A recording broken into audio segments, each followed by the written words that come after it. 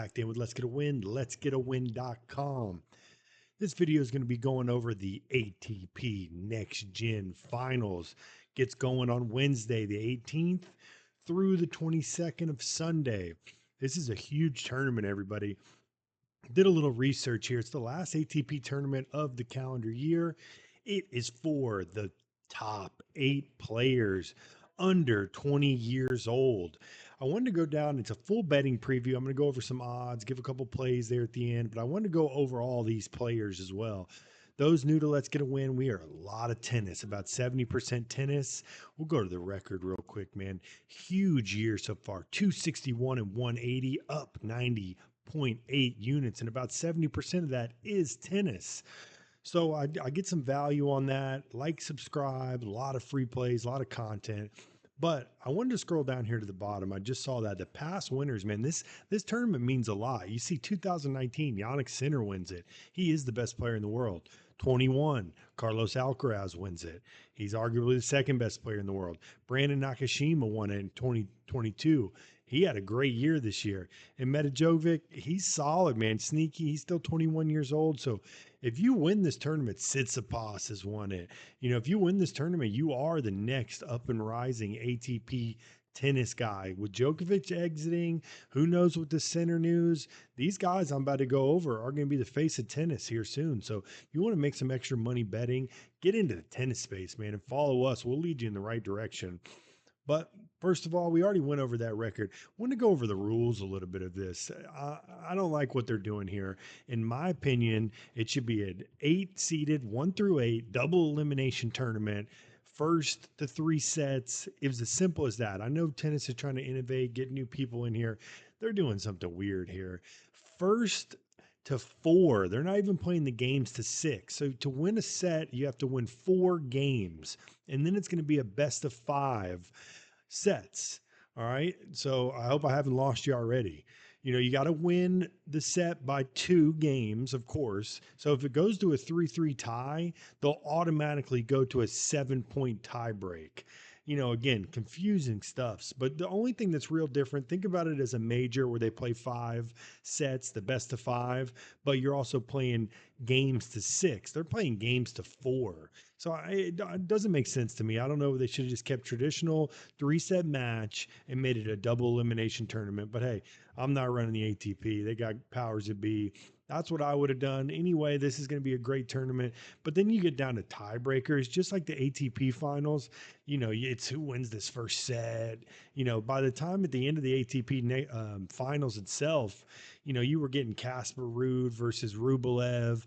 You know, one needed to win the first set by not less than 6. It got way too confusing. So double elimination, 8-seeded tournament is what they need to do. Maybe I'll write a letter, get this video live. Maybe they'll believe it. But let's dive into the players, the field, man. Arthur Fees is definitely the favorite. We'll get into that at the end of the video. But he won 2 tournaments this year, not even 250s. He won 2 500 tournaments. He's ranked 20th in the world, man. He is an up-and-coming stud. Heavy favorite. Alec Mickelson, the American. Jakob Mensik, he made some noise this year as the 3 seed. Had a great year. Took somebody deep in the Wimbledon final to a 5-setter. Personal favorite, JC Jiangxing Sang, JC to be short. Beast, man. He won an inaugural tournament out in China, lefty, 19 years old. Lerner Teen, the American, another solid performance. I saw him play at Winston. He had to drop out.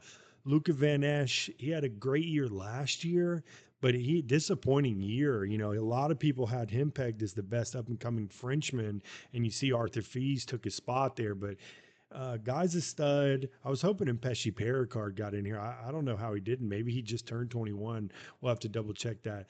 Basaverdi, I just read the news that he was a collegiate player at Stanford. He won some ATP challengers, but this will be his first time to make some money. He just is going pro, left Stanford early. And then Joe Fonseca, he's the youngest in the field, the Brazilian. He's an up-and-comer as well. We'll quickly go over just each one. Arthur Fees, ranked 20th. You see the record this year, 37 and 26 for Fees, man. Guy's a beast already, and he's still competing in this. He actually was the runner-up last year. So, I mean, again, heavy favorite. Alec Mickelson, 41st in the nation. He went to 2 finals this year, including the Winston-Salem Open final. where he ended up failing in the final. Jakob Minksik, 48th in the world.